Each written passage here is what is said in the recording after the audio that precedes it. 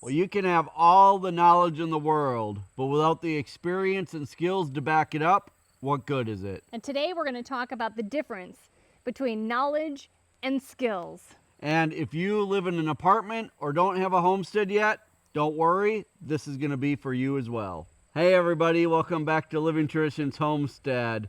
Before we get on with our talk, the animals are hungry and everybody wants breakfast.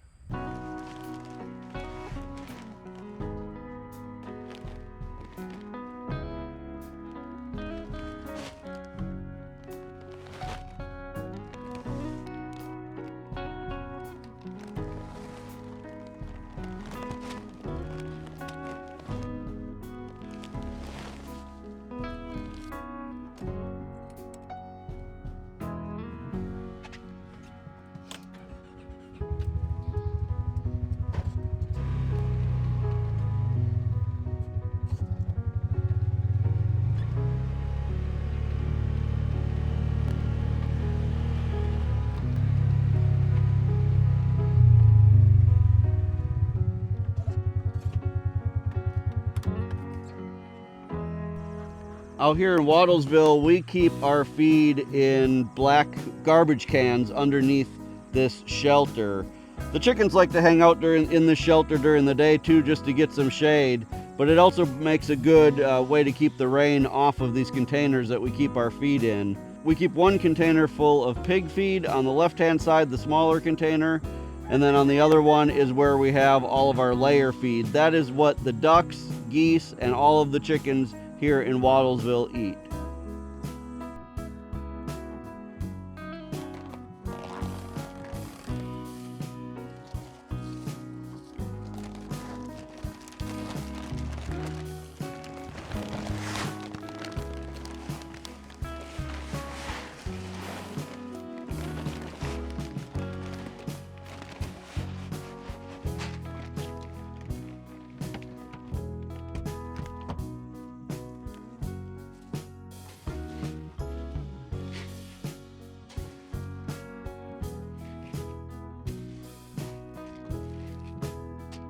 Here in Wattlesville, we raise several different types of birds. We raise the silky chickens and the Polish crested chickens. They all live together in one hoop coop, and for the most part, they get along very well.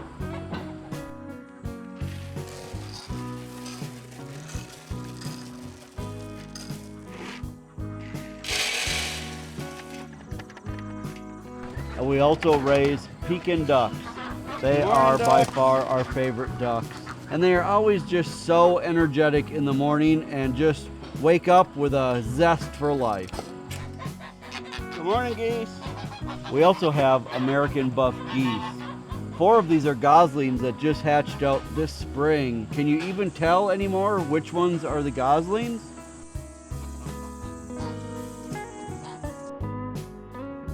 Our 2 Idaho pasture pigs, they look forward to breakfast and dinner.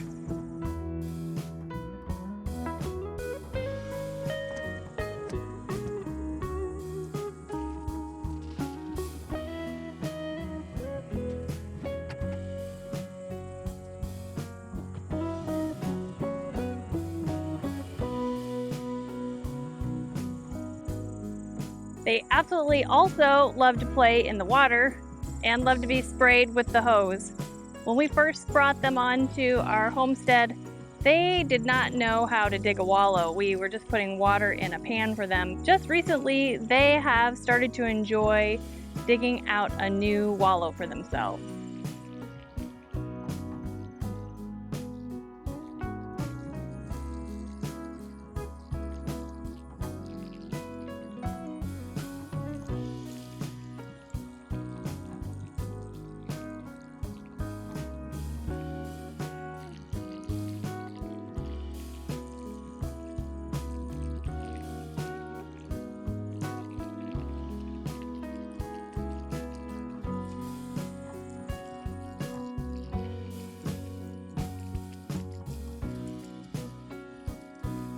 Well, now that chores are done, we thought we'd sit down for a little bit and have a chat. Recently, we heard from one of our subscribers a pretty interesting story that we thought we would share with you today, and that's kind of what sparked this video. So, this subscriber told us that last year they wanted to plant a garden, and they watched all of our videos on gardening, and in fact, they bought the exact same varieties of plants that we had. They put down the exact same weed fabric that we had. They used the exact same watering system we had. In fact, this person went so far as to buy the same tractor and tiller that I have, and yet their entire garden failed. Ours did great, and theirs failed, and they just couldn't figure out why. That got us thinking there is quite a big difference between having the knowledge of doing something and actually having the experience of having done it. And that's what we want to talk to you guys about today. The first time you do something, if you have all the knowledge out there from books and videos, there is still a good chance that the first time you do that, it may fail. If that first time is in a situation where you are really counting on it to be successful, but you haven't had any experience yet, that could mean the difference between having a lot of food for next year or whatever and no food at all. While we think there are a ton of areas of homesteading that you should try to gain as much experience and skills in as you can, for this video today, we've narrowed that down to 6 different things that we think it's extremely important for you to have the skills and the experience doing now, so that by the time you have a homestead or you really need to rely on these skills, you'll already have them in place. And even if you live in an apartment right now or don't have like land to do any of these, we are going to be talking about how you can still gain experience and skills in these areas even if you have limitations.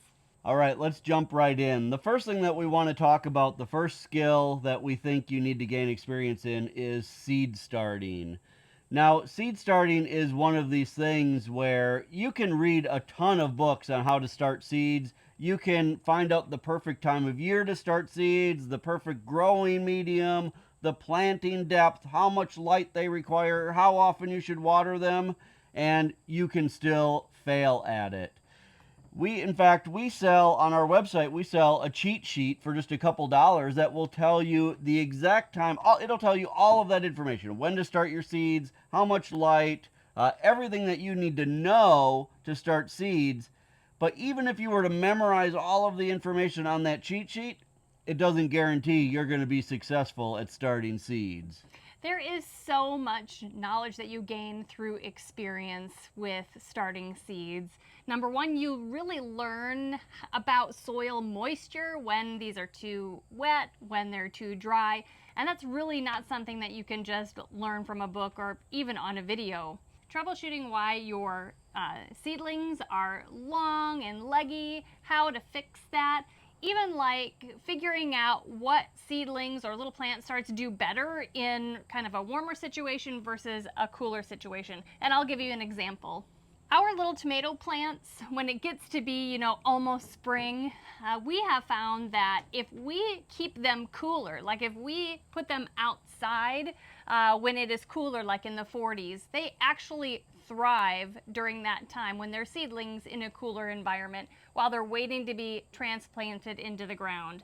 But pepper starts, on the other hand, they hate being cool. They actually kind of get stunted if we don't leave them in a warm room, a warm location. So experience is what over time tells you and shows you what works best with this seedling versus that seedling when you're starting seeds. So what if you're living in an apartment or a place where right now you can't have a garden? Well, I suggest that you learn how to start seeds anyway. Even if you're in an apartment, you can buy a cheap grow light and a little tray to start some seeds, and you can start some seedlings. Even if you have to end up giving them away, I'm sure if you take them to church with you, you'd be able to give them away. If you have a farmer's market in your area, you can set up a booth and sell them. You could even take them to a local school and donate them to the kids to be able to take home and plant. but you will still be gaining the experience that you need to be able to start those seeds so that someday when you do have a garden, you can be successful at starting your own seeds. Another area that we think is super important to have experience in before needing to actually rely on that experience is in seed saving. Now, from books and videos, you can learn about open pollinated seeds and heirloom, hybrid. You can learn like how to store them the best way, but that's not everything. You really need to get some hands-on experience with actually collecting the seeds yourself, knowing really when you feel it what a really ripe tomato feels like, and when those seeds are mature inside the tomato, how to ferment it and know that you're getting all of the seeds in the perfect way so that you can dry them and save them, or what a really ripe cucumber looks like and feels like, and you know that those seeds inside are mature. Those are all things that take some practice, and you really need some hands-on experience in order to do that. And even if you're not growing those vegetables or fruits or whatever yourself, you can definitely get your hands on some of that produce from maybe friends that have a garden. You can ask them if they provide you with a vegetable at the perfect ripeness, if you harvest those seeds and dry them, maybe you guys can split those up. You get half and they get half. Or maybe you can try your hand at saving seeds even from some of the produce at the grocery store. They may work, especially those red peppers. Those are viable. Right. And if you buy organic, they shouldn't have been sprayed with anything that could affect the seeds. So it's definitely a good way. And every gardener has way too many cucumbers and okra and even overripe tomatoes by the end of the season. And I'm sure if you meet a gardener, whether it's through a local garden club or whatever, someone will be willing to share some of those with you so that you can gain the experience. We're going to stay along the same lines for this next one, and it is gardening. Now, gardening is one of those where it is definitely easy and fun to watch a ton of videos on YouTube, whether it's ours or other channels. We still watch gardening videos on YouTube, and it is easy to watch those and gain a ton of knowledge, but I can tell you from experience that you really need the experience. Before we left Arizona in the desert and moved here to Missouri, we watched a ton of videos of other gardeners here in Missouri, and we thought sure once we got here we would master it right off the bat. You guys, it wasn't until quite a few years after we were here that we really felt like we had a grasp on growing here in Missouri. Now you can know, like from a chart or something, the spacing that you want to plant plants. You can learn about pests and insects online, and you can even like find a planting calendar that tells you when it's okay to plant your plants. But really all of that is subject to experience. I can tell you that now that I've experienced planting, I know what plants I can plant closer together and they're still healthy, like tomatoes. I know that I can plant them 18 inches apart, but it's recommended that you plant them 24 to 36 inches apart. And through experience, I have learned that some pests on your plants aren't necessarily bad, but through experience, I've learned at what point I should no longer allow the pests to continue breeding and, taking over more and more of the plants. Through experience, I've learned when I need to do something about it. And as far as planting calendars, and here the last frost date is generally April 15th. But I know through experience that I should not put tomatoes in the ground until at the earliest mid-May, because tomato roots really like warm soil before they actually start doing anything. They're not necessarily going to die earlier than that unless there's a fluke frost, which happens, but they're not really going to grow much until the soil warms up. So all of those things I've learned through experience that you can't just get from reading a book or watching YouTube videos. So again, if this is at a time in your life when you don't have a garden or you don't have space to garden, there are still ways you can gain this experience. If you live in an apartment, just get a couple pots and put them out on your porch, or a couple house plants even if that's all you can do. But really the best thing would be to find some place to garden. Maybe go to your church and ask if you could start a community garden there, or add a retirement community. Maybe there's people who can really help you out because they already have the knowledge from your area. Plus, they would love to start a garden right there. All they need is the help to do it. Or you could start with a local school. Maybe there's kids at the school who would love to take part in a community garden as well. Think outside the box a little bit and do what it takes to gain that experience and those skills. Another area that is so important to gain experience in is raising animals. Now, in books and online and stuff, you can learn about the feed requirements for different animals that you would raise on the homestead, or different housing conditions, ailments or illnesses, but nothing beats experience. Yeah, it's not until you really get out there and start doing it that you start to learn little things that you just can't learn from a book. Like, say you've got some chickens and you feed them every day and you feed them the exact amount that the books recommend, which is typically about a quarter of a pound of feed per day per bird, and that's what you're giving your birds. But at the end of the day, you notice that half of it is still left in their pan outside. Well, you need to make some adjustments, because if you just leave it out there overnight, chances are you're just going to attract critters that are going to come and eat it. So you start to give them a little bit less every day so that at the end of the day it's all gone. But now you started to give them less and you start to notice that your chickens aren't laying as much as they used to. So now you got to adjust again and find a happy medium. And those are all things that you don't learn from reading a book. Those are things that you learn from doing.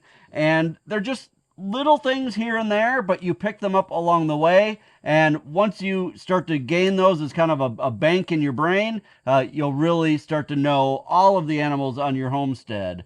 Another thing would be just knowing how to act around certain animals. There's some animals like cattle, like our cows, who are very quiet animals. And if you watch them out by themselves, they're very quiet around each other. Rarely do they move very quickly or make a lot of noise. And when they do, it's because they're really afraid of something. I'll give you an example. When our cattle are not out in our hayfield, I keep a path mowed around the perimeter of our hayfield. And that path is a 1 mile path around our hayfield, just under a mile. And in the mornings, I like to go out there and jog. So I jog all the way around our hayfield. Well, if the cattle are in an area where they can see me, even though they're not in the hayfield, they're like on the other side of the fence. If they see me out there running, they get very worked up. They think something is wrong, and they actually get almost like frantic because they think I'm running from danger, so that they should run from danger also. So honestly, when I'm out there running, if I see the cattle nearby the fence, I stop and I only walk through those areas so that they don't get worked up. But that's something you would never read about in a book. It's something that you can only experience from doing. Another thing is, in order to know what abnormal health looks like in an animal, you really need to know what healthy animals look like. So until you get to know, like right now, Sarah's drying up our dairy cow. If she didn't know what a normal dairy cow looked like, she wouldn't know what a sick dairy cow looked like. So you got to gain that hands-on experience to know when something just doesn't seem right. So how do you go about getting experience in, raising animals and animal behavior and those kinds of things if you do not have a way to have animals where you live? Well, there are a couple things. We do not recommend sneaking a cow into your apartment. Oh gosh, no, they're too messy. They poop way too much.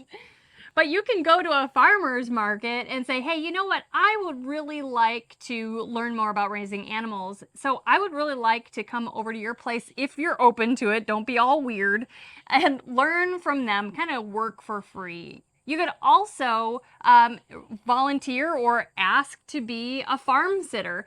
Farmers and homesteaders, we don't get to go away very often because we don't really have anybody to come and watch all of our animals.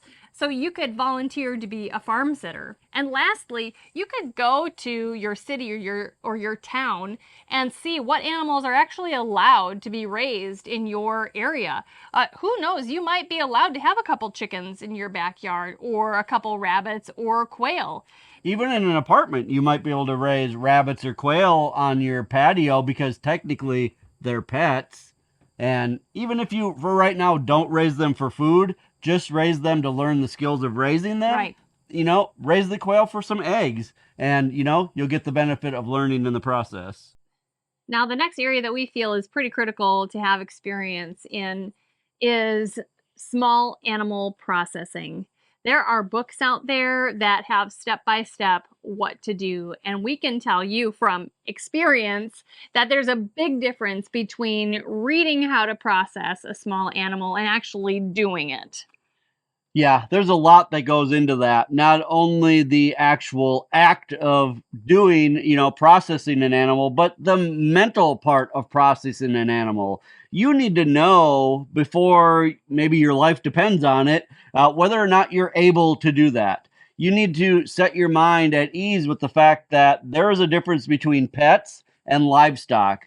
And livestock is being raised for a specific purpose, and that purpose is almost always to provide food for your family. And you need to make sure that mentally you're able to move to the next step, which is actually processing the animals. There are things that you can never learn from a book when it comes to processing, even the most basic animals like rabbits and quail and chickens. For instance, a lot of it has to do with feel, like how much pressure do you need to put on a knife when you are processing chickens, or how much force do you need to use if you're using the kill board method that I use for rabbits. All of that only comes from experience, and it's something that I or anybody else can't teach you through a video, or you can't read through a book. It's great to have the book knowledge, but you have to have the hands-on experience as well. If you don't have that possibility where you're at, you can definitely go to a farmer's market and ask maybe if you can watch the processing of some of the animals that they bring to the farmer's market for sale, or even participate and learn from someone else in that same capacity. But in small animal processing, for sure, a book and a video just is not going to be the same as actually doing that process yourself. Most homesteaders and farmers are more than willing to pass their knowledge on to others. And places like a farmer's market or maybe like a small animal auction in your area are perfect ways to go network with other people and maybe even offer to pay someone or come over and work for free. Everybody loves free labor, and it's a great way for you to gain experience. Now, the last area that we feel that experience is really important is in like basic construction skills. There are tons of books out there, you guys, about construction and how to build this and that and how to read plans and all kinds of things. But until you actually do it, you don't really know exactly what you're doing. Right. And we're not talking about the types of skills where you can build your own house. I'll be the first to admit my level of construction skills are very basic. I can build things that most chickens won't be offended by, but I can guarantee people would be. So that's about the extent of my skills. But I can tell you this. Once you start building some basic things and you start to get a little bit of confidence, you really learn kind of where your expertise are. And I can tell you building things like hoop coops, rabbit coops, hutches, basic things like that, I'm fine with doing that. I would never even consider building a house for people to live in, but I'm perfectly fine building things that animals can live in. But I'll tell you, 10 years ago, I couldn't even do that. I had very limited skills when it came to building anything. And so what I started with were what I would suggest you start with. Build a doghouse for your dog, or something for your cat, or whatever other pets you have. If you don't have any pets, you must know somebody who does. Or a birdhouse. Yeah, that's a very simple project that you can make, probably even an apartment, even if you have to just buy a little kit to build it with. At least it is some experience. Otherwise, there are always people at church or somewhere like that that will need some help with something, or someone there who actually has some real skills that you can go offer to help. Even people who are very experienced always need someone to come along and like hold a board or go get the screwdriver for them. And that type of stuff can get you a lot of experience. So those are the 6 areas that we think are very important for you to gain experience in as quickly as you can. Now, we're in no way saying that the knowledge part of this isn't important. you should be reading as many books as you can and watching as many YouTube videos as you can, Especially ours. because we do feel like that is very important. So we're in no way saying that the knowledge isn't important, but the hands-on experience of actually doing these things, guys, that's what you absolutely need, because that's where you learn all the little details that you can't learn from a book. So you guys, we would like to hear from you. Is there something that you learned about, but then your experience was like way different? You had no idea when you read how to do something that it would end up being like that. Make sure that you tell us your stories about those situations in the comments below. Hey, we hope that you're enjoying videos like this. Just things to kind of think about and start to prepare, so that if the situation should ever arise where you actually have to depend on these skills, you are prepared and you are confident that you know what you're doing. Hey, if you enjoyed this video, I hope that you'll hit that subscribe button. If you've been a long-term subscriber, will you please just make sure that you are still subscribed to our channel? We've been hearing from a lot of you recently that your subscription somehow has gotten turned off. And remember that absolutely the best way you can help us is just by sharing our videos with other people that you think may enjoy them. And until next time, thank you so much for stopping by the homestead. Take care, and God bless. God bless.